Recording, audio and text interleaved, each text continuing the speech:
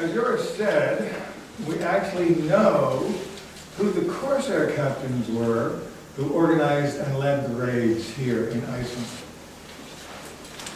It's commonly thought that there was one raid. It is, of course, known as the Tyrkjaránið, the Turkish raid. In fact, there were two.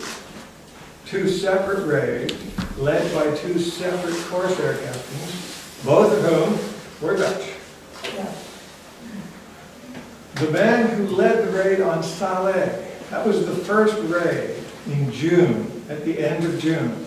A single ship, one ship, arrived at Grindavik early in the morning of a June day, and they pillaged Grindavik, sailed around the Reykjanes Peninsula, unsuccessfully attacked Bessastaðir, went into the waters up past Snæfellsnes, and attacked a few English fishing boats. The English were there fishing for cod, and then sailed back to Salé. And that was the first attack. The second attack consisted of first two and then three ships.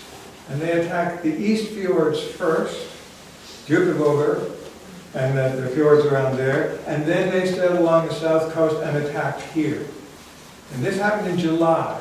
They were in Icelandic waters for several weeks.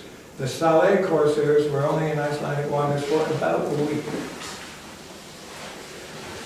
The Algerian Corsairs, who attacked the East Fjords and here, had a much more successful expedition. They went home with close to 400 people. The Salé Corsairs were much less successful. They might have taken anywhere from 50 to 60, perhaps. It's difficult to tell. And it would be Icelanders, Danes, and English fishermen. So two entirely separate raids. And we know who the Corsair captains were. The leader of the Salé raid was a man called Jan Jansson van Harlem. He was one of these Dutch privateers. He wound up in Algiers and took a Muslim name, Murad. Murad is actually Turkish, and it means ambition, desire, goal, achievement. And he was known as Murad Reis, and Reis means captain. So calling yourself Murad Reis is like calling yourself Captain Ambition. It was quite a common name.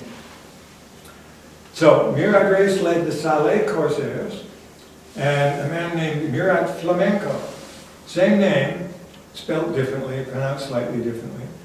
Flamenco means Flemish, Dutch.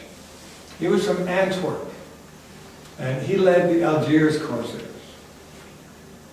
We know a lot about Murad Reis's life. He started life as a Dutch privateer, licensed, legal, but according to early Dutch sources, and the quote is, he wildly exceeded the terms of his commission.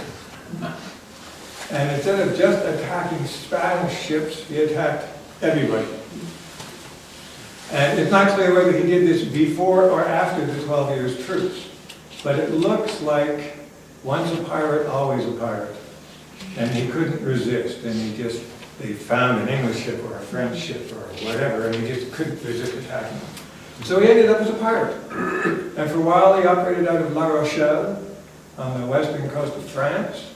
And then he wound up in Lanzarote, one of the Canary Islands. How he wound up there is not certain. He might have been shipwrecked. One version of the story has it that he was working out of La Rochelle and he was on a ship that was shipwrecked on Lanzarote. And in the summer of 1618, that's the first date we have for it. It's a clear date. Summer of 1618, this massive Corsair attack from Algiers happens on Lanzarote with 3,000 men and 15 ships, just this giant attack. And among the people taken is Jan Jansson van Harlem. Now, whether or not he was actually taken as a captive or whether he decided just to join the Corsairs is not clear. The leader of that massive Corsair expedition was another Dutch renegade named Ivan de Wienboer, Ivan the peat farmer. His Muslim name was Suleiman Reis. And he had a reputation for liking to crew his ships with fellow Dutchmen. So it's possible that Jan just joined forces with him. There is a warrant for his arrest from the Canary Island chapter of the Spanish Inquisition. And the Spanish Inquisition was after him because, they said, he had been known to live on Lanzarote as a Catholic. And he'd been captured by the Corsairs, taken to Algiers, and immediately converted to Islam. And for that sin, the warrant was issued for his arrest anywhere in the known world. Bring him back here so we can burn him at the stake. They never got him, of course. He showed up in Algiers and almost immediately became a Corsair. And within a year was a Corsair captain, which sort of gives credence to the idea that he joined them willingly, and either he and Suleiman Reis knew each other personally or by reputation or something, because he was operating as a captain. First as a lieutenant in Suleiman Reis's fleet, and then as a captain in his own right. And he stayed in Algiers until the early 1620s, when Suleiman Reis died in a naval battle just outside Cartagena on the Mediterranean coast of Spain. He had his leg blown off with a cannonball while he was standing on deck giving orders, and quickly died of shock and blood loss. And with him gone, the Corsairs lost cohesion, and the ships they were attacking, who had just come in from Newfoundland, where they'd been fishing for cod, they were managed to escape and get into the harbor of Cartagena. At which point Murad Reis left Algiers and went to Saleh, on the west coast of Morocco. And he operated out of Saleh for several years and eventually became Admiral of Saleh. Although Admiral is maybe the wrong word. It wasn't a naval title. He was the harbor master. He oversaw taxes and duty, and he signed the letters of marque, because the Saleh Corsairs were in fact privateers, as the Algiers Corsairs were. The Dutch were able just to slide right into the operation in North Africa, because it was essentially the same operation. The North African city-states like Algiers and Tripoli and Tunis and Saleh issued letters of marque to their privateers, to the Corsairs, and they went out and attacked enemy shipping and brought in the loot and sold it. The difference between European and North African privateers is that the Europeans just dealt with loot, with goods, and the North Africans dealt with loot and people. So Murad Reis became Admiral of Saleh, the harbor master of Saleh, issued the letters of marque, oversaw the collection of customs duties and taxes, and was part of the government of Saleh, and became a very wealthy and influential man. In the spring, in May of 1627, Saleh declared its independence from the Sultan of Morocco. It became an independent city. Exactly at this point, the English, who were getting fed up with being attacked all the time by the Saleh Corsairs in the English Channel, had signed a treaty with Saleh, a peace treaty, saying, we're not going to attack each other anymore. You don't attack our ships, we don't attack yours, and you're welcome to sail into our harbor anytime. This was great in the long run. Saleh had just declared its independence. It needed allies. England was going to be a good ally. The problem was that Murad Reis couldn't attack English ships in the English Channel anymore, something the Saleh Corsairs had been doing for years. They would take 1,000 people a year doing that. So he had to go somewhere. And if he couldn't go to the Channel, he could maybe go into the Mediterranean, but there were other complications there with other treaties. The whole thing was complicated and messy, and it looked like it was going to be a bad summer to be a Corsair, until somebody got the idea of going to Iceland. The story in Tyrkjaránið saga is that it was a bet. And whatever the source of it was, they got the idea of going to Iceland. So it was Murad Reis, who was now Admiral of Saleh, and this other guy, Murat Flamenco. They did the attack. We all know what happened. Murad Reis came back to Saleh, not to Algiers. It's often thought that he went back to Algiers. He did not. He went back to Saleh and continued to be Admiral in Saleh for another 4 years. And then in the summer of 1631, he was up in the English Channel. He went back. The peace treaty with England fell through because the English king decided that the Saleh people were rebels against their rightful monarch, and he refused to have any dealings with rebels. So he did not honor the treaty. So the Saleh forces went back to attacking English shipping in the English Channel. And Murad Reis organized an attack on Baltimore on the south coast of Ireland, took over 100 captives, and brought them back to sell them. But he didn't go to Saleh. At this point, Saleh was stuck in a civil war. Saleh is a city on the south bank of a river. There's another city on the north bank. City on the north bank has a much longer history. In those days, it was a very pious, serious city, strongly disapproved of what Saleh was doing, the pirate capital.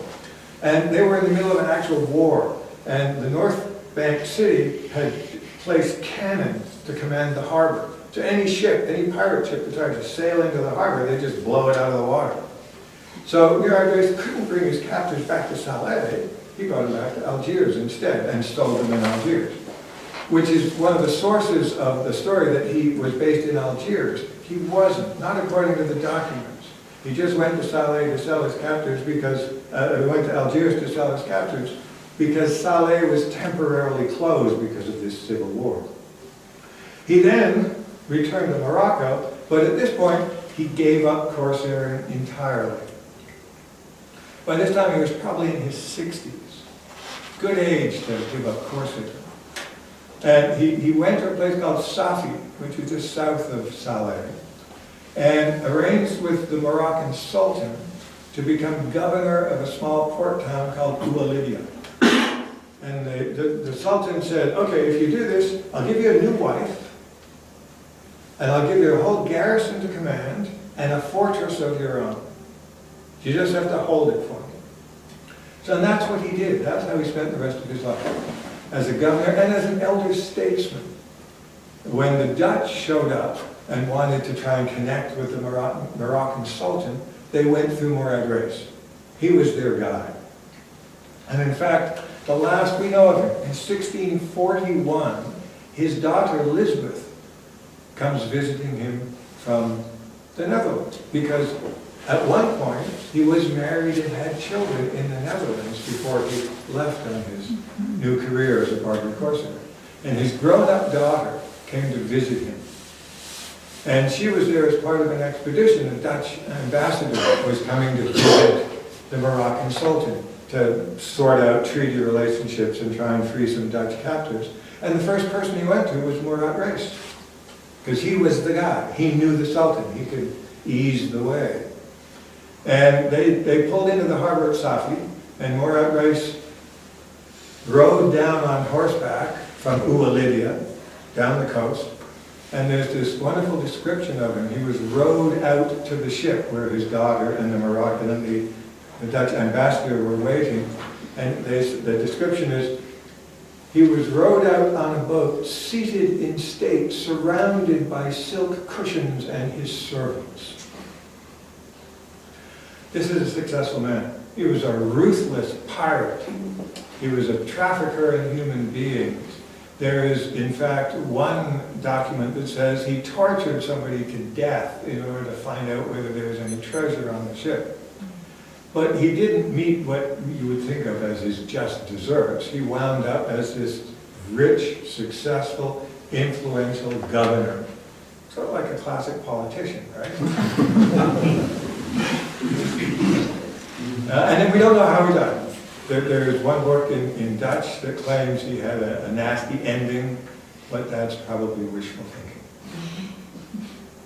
thinking. These guys, they were amazing. They were businessmen, but they were utterly heartless businessmen. They arrived in Iceland not because they were crazy pirates, and not because they were Muslim fanatics, because they were businessmen. They wanted to get as much money and as many human beings as possible to bring them back and sell them at the highest profit possible. And a lot of these guys were the equivalent of what today we would call millionaires. Mind you, a lot of them died at sea, or were captured, or died of the plague. And most corsair captains didn't lead long lives. But those who did and who prospered wound up like Murad Reis, a successful, wealthy elder statesman. The other Corsair captain, Murat Flamenco, has a different story. We know less about him. He's, in general, exactly the same kind of character. He's an ex-Dutch privateer from Antwerp instead of Haarlem. He had a career as a privateer at some point, moved on, became a pirate, went to North Africa, joined the Barbary Corsairs there, and became a Barbary Corsair captain. In the year 1625-26, that winter, there was a Dutch emissary, a guy called Cornelis Pijnacker, in Algiers. And one of the things he did while he was there is compile a list of the foremost Corsair captains in Algiers, about close to 60 of them. Half of them were European, renegades.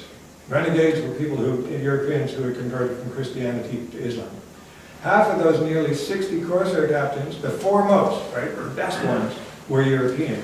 And half of those European ones were Dutch. And amongst the Dutch Corsair captains mentioned is Murat Flamenco from Antwerp. And in the Icelandic documents, in Tyrkjaránið saga, he's mentioned as Morad Flaming. Same name, clearly the same name. He's mentioned several times that way. And in the Icelandic documents, it said that he tried to come back to Iceland for further attacks because he had a spectacularly successful expedition. 3 ships coming back with nearly 400 captives. That's hugely successful. So he wanted to come back.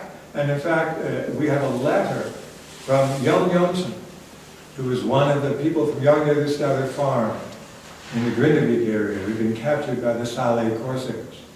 He wrote a letter in which he mentions that Murat Flamenco had tried to come back to Iceland for a further attack. And he put together a fleet of 5 ships, and he sailed up through that same route you saw on the map here, out the Strait of Gibraltar and up the Atlantic coast of Spain, Portugal, France, through the English Channel, out past Ireland, and then up past the Faroes into Iceland. And he only got as far as the English Channel because he captured an English ship there that was full of treasure, and so he didn't need to go any further, and he just turned back. So he tried several times. And you'd think a man who is that famous, who's on the list of the best, the most successful Corsair captains in Algiers at this time, would be a well-known name, like Murad Reis is. Except for one thing. The life of a Corsair captain is, of course, risky. And what happened to Murat Flamenco was that he moved from Algiers to Tripoli. And almost immediately went off on an expedition and was captured by the Knights of Malta, the Knights Hospitaller. The island of Malta is located just north of Tripoli. And the Knights of Malta, the Knights Hospitaller, had Mediterranean galleys, these long oared galleys rowed by slaves. They were big galleys. They were formidable weapons of war, these galleys. And they patrolled the waters in the eastern Mediterranean and attacked Muslim shipping. And Murat Flamenco was attacked by one of these Maltese galleys and taken captive. And that ended his career. And we know this because there's a passage in a book called Histoire de Barbarie, written by a guy called Pierre Dom, written in the 1640s. Pierre Dom was there are these religious organizations who were put together specifically for the ransoming of slaves, the Mercedarians and the Trinitarians. He was a Trinitarian friar in Algiers trying to ransom French captives. Failed in that mission.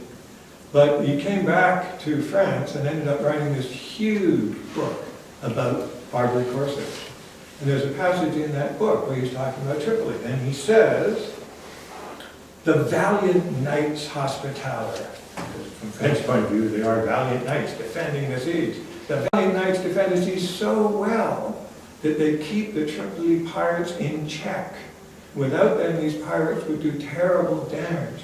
But the knights are so successful that not only do they keep them in check, but they also capture some of the most important captains. Take, for example, Murat Flamenco, whom Pierre Don calls Murat Flamand, but it's clearly the same name, who, despite being one of the most famous pirates in the Mediterranean, and despite all his cleverness, was taken captive by the Knights of Malta.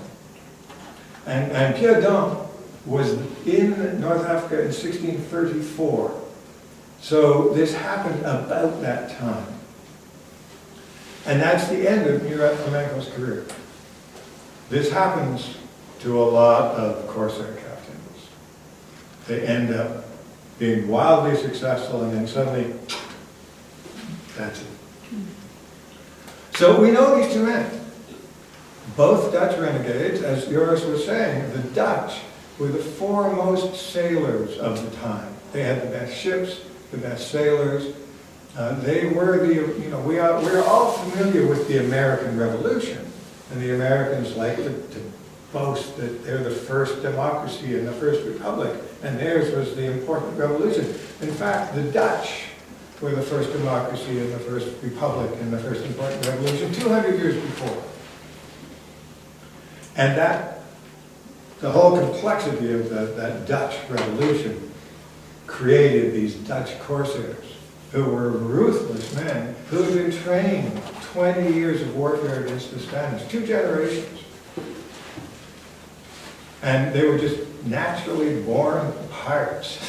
There's one document that I read that said people were terrified of the Dutch sailors because they could see their white teeth flashing through their beards when they grinned like the fangs of animals. That's exactly what So we know who these guys are. The ordinary story is that there was one raid, and it was led by Murat Reis, and that was it. But in fact, the documents tell a different, far more interesting, far more complex story. That there were these 2 Dutch renegades, 2 entirely different raids. One in the southwest, and one in the southeast, and here in Himay. And that it was, like all events in history, this complex human event, full of all sorts of interesting stories, all sorts of background stuff. The moral of this story, finally, is go to the documents. If you're going to talk about history, read the original documents. Because the original documents tell the story. And those original documents always tell the best story. They always have the best details. They always will just. We tried to get Carl and I, when we did these books, we tried to go to the documents to tell the story. Anybody have any questions? I think now's our one chance to ask questions on anything. Right? We have a few minutes. Yeah, just short questions now, because after the music we will have questions and answers. So just short questions if you have on any questions about the pirate captain. Yeah, and then we have, general for all of us after the music.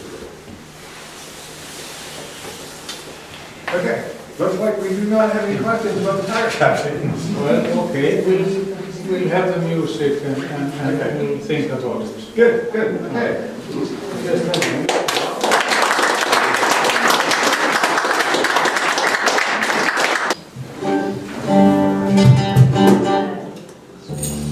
Dear friends, we're going to do a ring dance from Bulgaria with an Icelandic twist.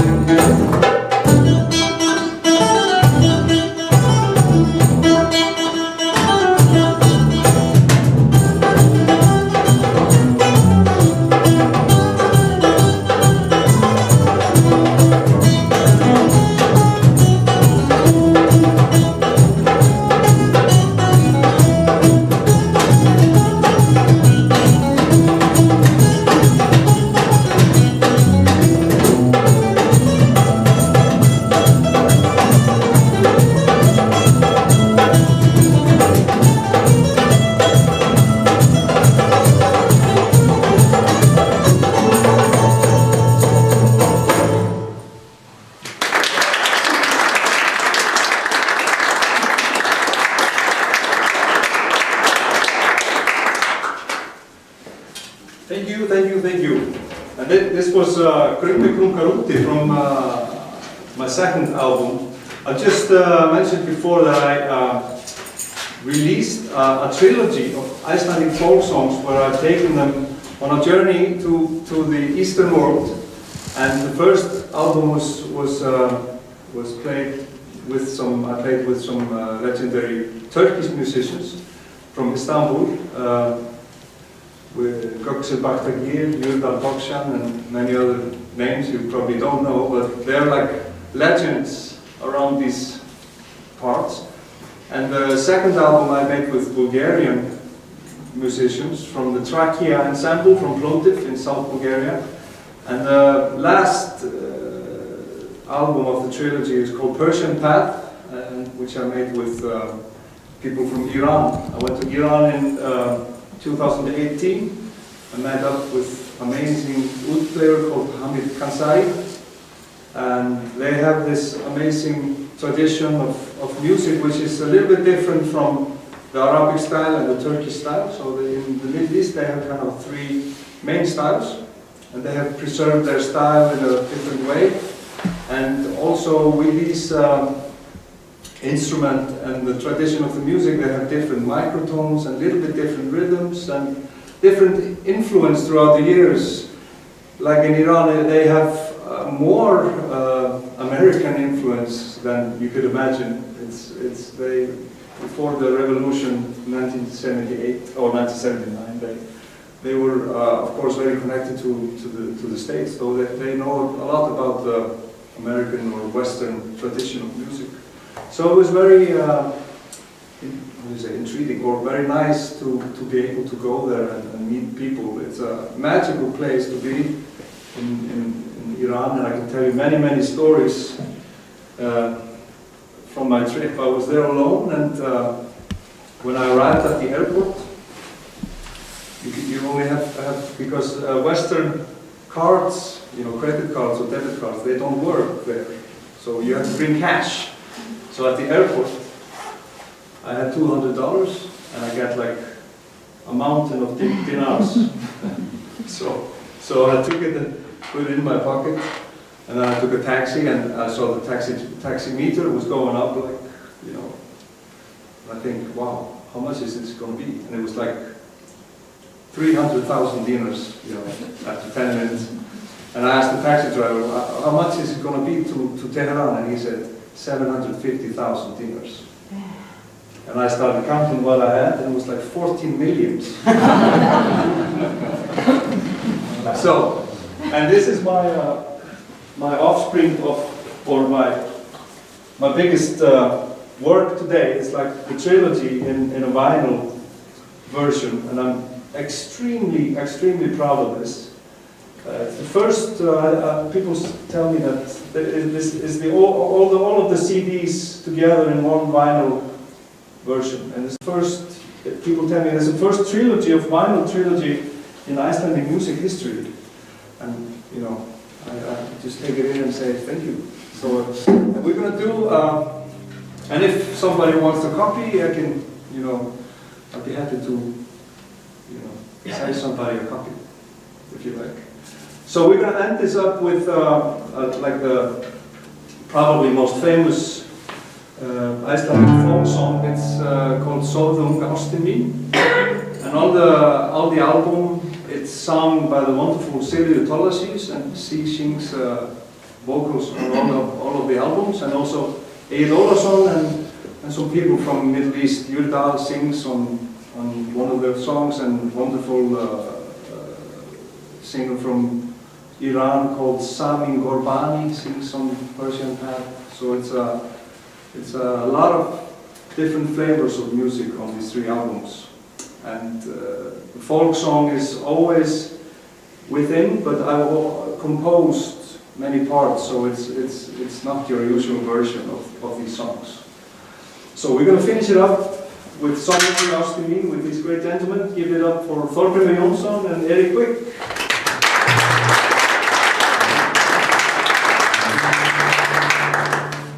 So, yeah.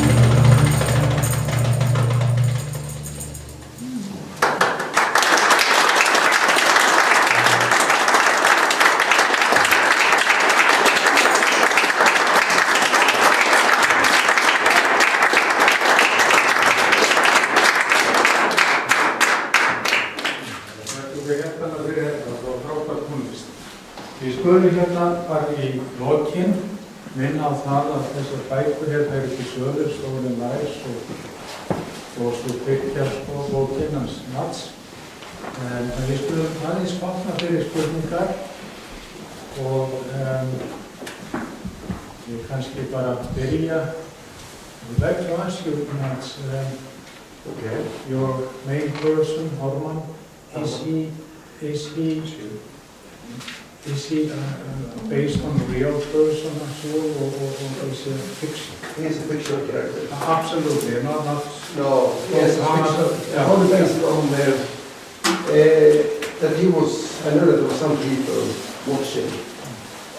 So he was one of the survivors, and then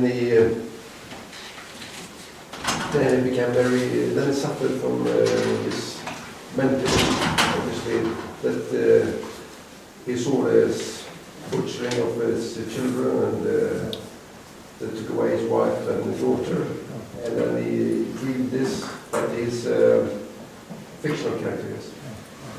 So it's only Olafur and Morel that are historical characters.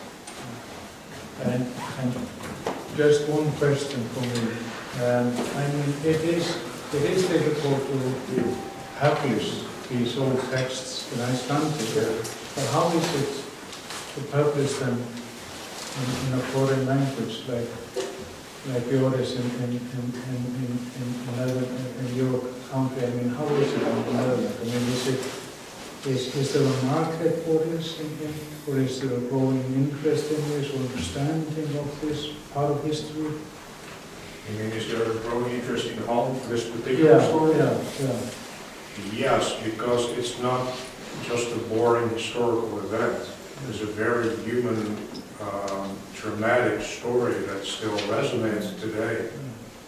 And particularly because it involves Dutchman, which is interesting, but I think you have a beautiful baggage story here that you should keep alive, definitely. Just my final question to you, Adam. I mean, how is it possible to have an interest in the Turkish faith for such a long time, year after year after year, come here again and again? Tell us a little bit about your blog. Just how did you fall involved, and how is it to keep the flame? How do you do it? It takes no effort. I've always found the subject so fascinating. It connects to so many different areas that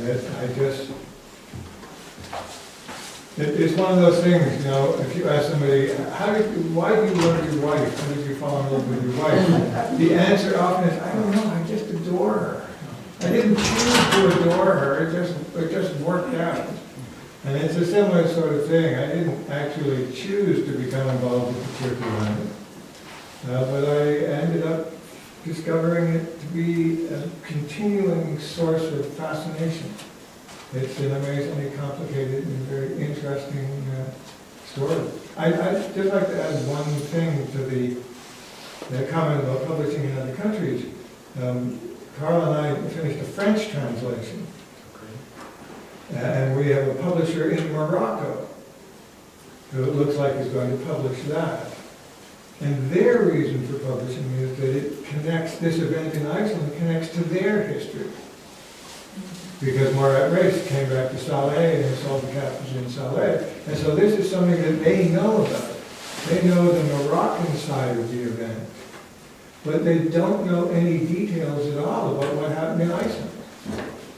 And so there's a real interest in Morocco, particularly among the academic community and people who are sort of well-read and educated and interested in Moroccan history. There's a real interest in what happened. They don't know the story. So they're very curious. And so that when we sent them the French manuscript, they immediately were interested. Well, I would like to thank you for coming and sharing this with us. Einhverjar svona, einhverjar lokaspurningar, ekki þannig að þér ekki síðast orðið þar. Jú. Ef þér bara að loka þessari dagskrá, þá morgun. Já, ég vil bara byrja því að þakka Kára og Helgu og þeirra fólki hérna fyrir að bjóða okkur. Við Adam komum voru hérna bara orðið jafnvel 2 ári, í hvers skipti sem við komum með nýja bók og við komum hingað og kynna bækurnar. Talandi Adam og hans dugnað, ég hef ekki orðið við að þýða fyrran skjöl heimildir. Það eru 4 bækur á þessu ári sem við erum búin að vinna að. Stolen Lives kom út í sumar. Við erum búin að setja saman Stolen Lives og Northern Craftives, það er að segja Grindavíkurbókina og Vestmannaeyjabókina, stytta hana niður í 99.000 orð, þannig að við hugsum að gefa hana út erlendis bara í einu bindi. Síðan erum við búin að þýða og ganga frá handritun á frönsku útgáfunni sem ég gleymdi að minnast á. Nú verður við gefin út líklega í Marokko, í Casablanca. Og síðan er það núna þessi bók fyrir Cornell háskóla, það er að segja Tyrkjaránið Björns og Skarsá. Ég hef aldrei kynnst manni sem að vinna frá morgni til kvölds eins og Adam á fullu. Ég vona að þetta þarf að vera búið.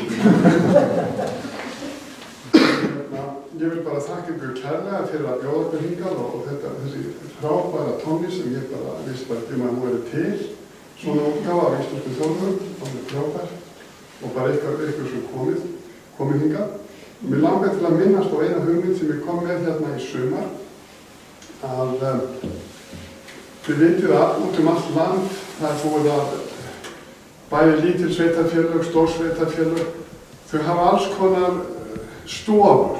Það er til á Kirkjubæjarklaustri Kjarvalsstofa, Kjarvalsbjörðurinn var það í nokkur ár og eitthvað tengt Errósafnið líka og Djúpavogi, þar er safn og svona hingað að þangað. Mig langar til að sjá í framtíðinni, bara í nánustu framtíð, þá hefði ég gjarnan viljað sjá hér Ólafsstofu. Einhvers konar svona smá stofnun eða stærri stofnun sem verði tengd þessu 1627 sögursetri eða safninu hér til minningar sér Ólaf Egilsson. Það er líka eitt. Ég verð að minnast á það í gær þegar við allan fórum hérna í ferjuna. Þá vorum við myndir á það að við erum báðir orðnir eldri borgarar. Fengum afslátt. En það þýðir, við erum búin að vera í þessu 25 ára. Við erum orðnir eldri borgarar. Það kemur að því að við förum að hætta þessu. En sérstaklega Adam og reyndar ég líka, við erum í tengslum við fræðimenn víða heim. Það verður einhver að taka við okkar kefli og ég held að það væri best að það yrði gert hér í Vestmannaeyjum. Þannig að þetta detti ekki niður á þessi tengsl sem Adam hefur og reyndar ég líka við fræðimenn, allar þessar útgáfur sem eru í gangi og allir þessi fræðarstarfsemi, ég held hún eigi best heima hér. Ekki að lokast inn í Háskóla Íslands sem hefur svona smáfílabeinsturns ímyndar á sér, sko. Og ég var einmitt að hugsa það í morgun að ég á fulla möppu að ljósrit á greinum þessar bækur sem við höfum verið að vinna að alls konar utan úr heimi, jafnvel arabísku. Adam skrifaði grein á frönsku, já, arabískt tímari. Við erum svona að safna þessu saman og afhenda síðan Kára ljósrit af þessu. Og eins lofaði Kára því í dag að fara að bara koma til hans bókum sem ég á sem að snerta Tyrkjaránið því að ég held að þetta eigi best heima hérna. Ég er ekkert að lofa ykkur því að ég ætla að fara að hætta eða deyja eða eitthvað. En það kemur að því eftir 25-30 ára starf í þessu verandi árið eldri borgari, það kemur að því og ég vona að svo getur orðið. En ég vil bara aftur þakka kærlega fyrir þessar höfðinglegu móttökur sem við fáum hérna og hérna sem getur ekki verið á betur kosið. Nú fleira hef ég ekki að segja. Ég veit að ég tala líka fyrir mun þegar hérna þykja. Já, við þökkum.